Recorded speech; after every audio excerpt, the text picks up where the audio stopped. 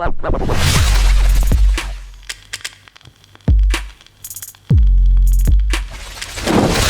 welcome to another video. I'm Lewis, above me is John, and got the Arsenal preview coming up now. There's a couple of big games before City play. Obviously, Liverpool playing Everton. We're doing a tier 3 live watch along for that, by the way. So, yeah, if you're watching this before Liverpool, come and join us if you're a tier 3 member. Yeah.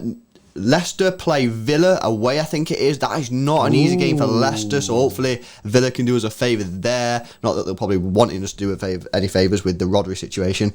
United have got Newcastle tomorrow. Yeah, United have Newcastle, and Newcastle a bit weird, but I think they've won 2 of the last 5, which isn't too bad for a team where they are. You know what I mean? That's not. Well, they were on the worst run in history, weren't they? So. Yeah, and then they picked up a couple of wins recently, so hopefully that'll be decent. So this could end up being a massive game for us, and one where we could literally be like, whew, running away with it if results go our way. Let's go through some of the talking points. Before we do, let's set a like target. 1,000 likes is the target, guys, so smash a thumbs up on the video if you do enjoy it. If you're watching this early on, you're one of the first watchers, you need to do us a favour and set us up on a good run. And subscribe to the channel if you're new as well, guys. We're looking for 25,000, which is our next target. Right, Kevin De Bruyne. I can't believe I'm saying this, but people, right, and I understand why they're saying it, but I just never thought I would ever say this in my life. City fans are saying, should Kevin De Bruyne walk straight back into this team? I cannot believe I'm actually asking that question, but I understand why people are. I'm not saying I agree, I'm just talking about it because people are asking it. Bray, is there a valid reason, whether we agree with it or not, is there a valid reason why Kevin De Bruyne shouldn't just walk straight back into this team? Yeah, there are reasons in the sense that it'll disrupt the flow of the team. I mean, might disrupt the flow of the team. Yeah. Is the big thing to say. And we've been on this amazing run. We're playing really well. We just keep getting wins. We're barely conceding any goals. Everything is kind of like, do you know what I mean, going very well at the moment. And Kevin isn't in the team. I just think, for me, Kevin De Bruyne is world class, one of the best midfielders in the world, if not the best midfielder in the world. I can't see a situation where Kev doesn't just come back into the team. I feel like, yes, we have been playing very well recently. We've been seeing some amazing results. We're barely conceding goals, like I said before. But we've also had Kevin De Bruyne not in the team. Imagine if he was in the team. Imagine the difference that he could have made. Situations where it might have been tight for us in a few games, he could have unlocked the defence. Yeah. I feel like he's too big of a player to not have, and especially in the big games, he just brings something extra to that midfield, and that's no disservice to players like Bernardo. I know Foden's had his time in midfield. Gundogan is absolutely smashing it. It's just about finding a way to balance it and keep all these players kind of in the team. Yeah, no, I understand what you're saying. Yeah, I mean, I get it. I do get it. Like, we're obviously on a 17-match winning streak in the Premier League. Like, I get why people are saying, well, why should he come back into the team? We're doing all right without him, and the team should be rewarded for how they're playing. And I do get that, yeah. But you've also got to remember that Kevin De Bruyne is probably the best player in the Premier League, right? So you do have to sort of fit him in. Now, when we come to our predicted 11 in a few minutes, we think we've found a solution which gets him into the team but doesn't disrupt too much stuff and keeps your core sort of players in the side. So stay tuned, and we'll come to that in a minute. Next up, I want to talk about Sergio Aguero.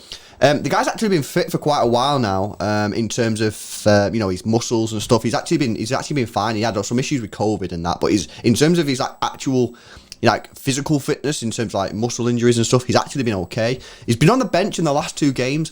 I'm so surprised that he got no minutes at all in the first game. Okay, I still would have given him 5 or 10 minutes personally, but okay, I sort of get it.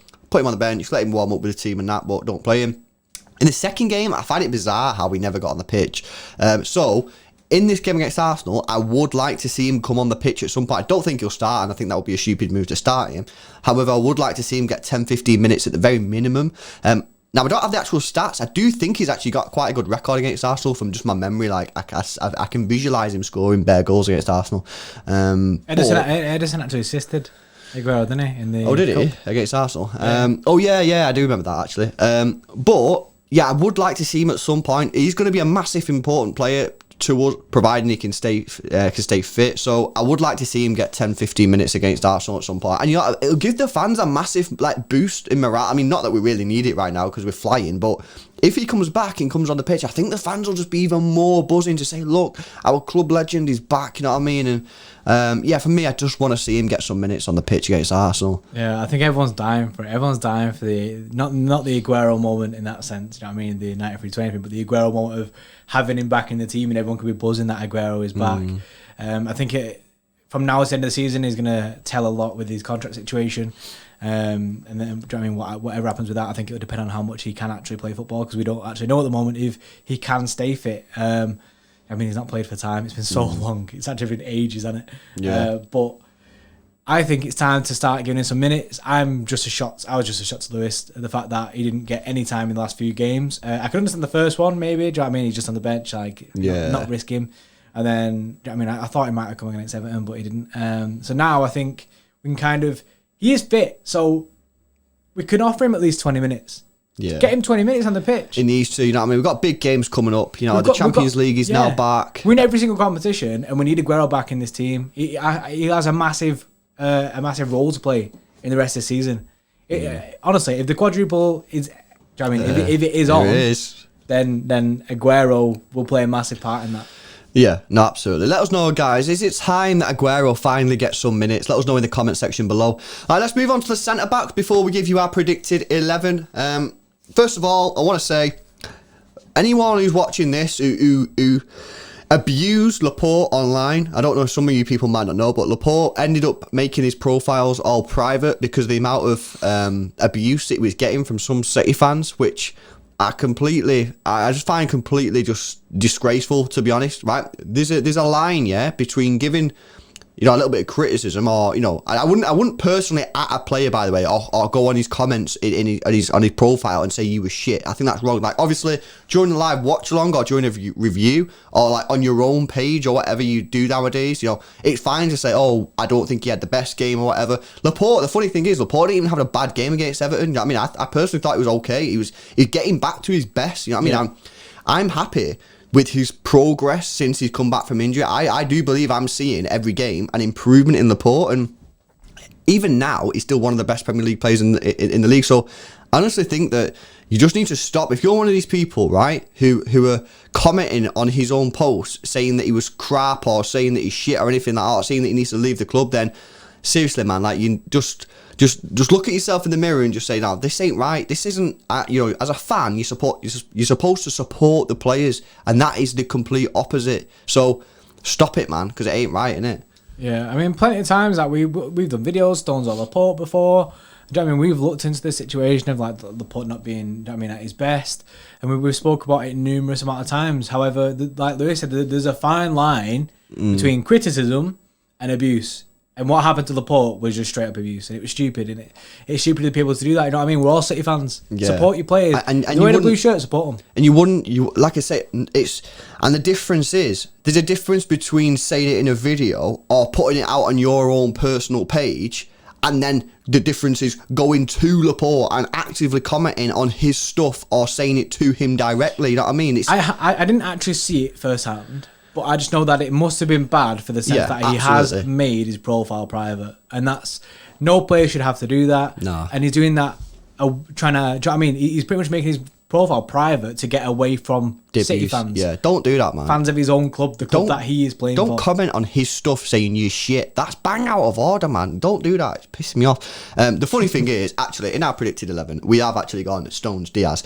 But that's just because, you know, we've got Mönchengladbach coming up next week. I think that based on what I've seen this season, Stones and Diaz is our best partnership right now. I still believe, and I think most people would agree, that Laporte and Diaz is probably our stronger partnership overall, but right now that isn't the case. Stones and Diaz right now have that connection, and I think that's the way we need to play it for this season. Next season it might be different. Let's run through the starting 11 then. The defence is pretty standard. I think we go with this most weeks now. Ederson, Cancelo, Stones, Diaz, Zinchenko, Rodri, Gundogan and Kevin De Bruyne. We do put Kevin De Bruyne in. And Jordan will now run through the way that we've managed to do that without properly disrupting the team, we think. I think some of you might disagree in it, but go on, Bray. What's our attack? So we fit Kevin, and the person who's made way for that is Gabi Jesus. So we've gone with Sterling on the right. We've gone with left wing Foden, obviously has to be Foden all the time, and then up front is Bernardo Silva up front? Do you know what I mean? Yeah. It is Bernardo Silva. Type thing. Yeah. We reverted back to the false 9 situation, which we did see quite a lot when Kevin was in the team. I know that when he's been out, we have been obviously reintroduced Jesus as the striker, which I was all for. However, I just feel like Jesus hasn't had the best of games recently. Everton wasn't his most convincing display. He did have chances, and I was like, oh no, Pep looked fuming at some of them. And I think if you're going to reintroduce Kev right now, in the way that the team is, the best way to not disrupt everything, because you play players like Bernardo, the issue is when you look at the midfield, you go, yeah, Kev will go in, but then you go, Bernardo's been playing so well.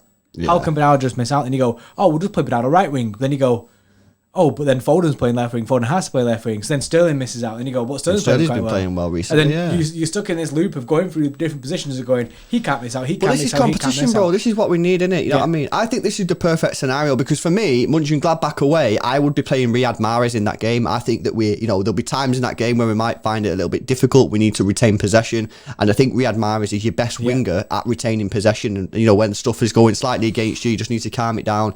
Riyad Mahrez is the man for that. This Arsenal game.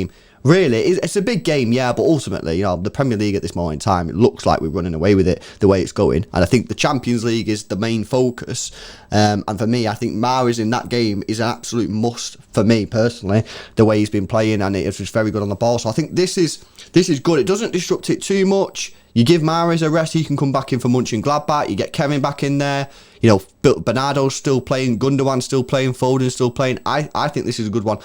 I know some of you might disagree. Let us know in the comment section below how you'd play this situation, because it is a difficult one.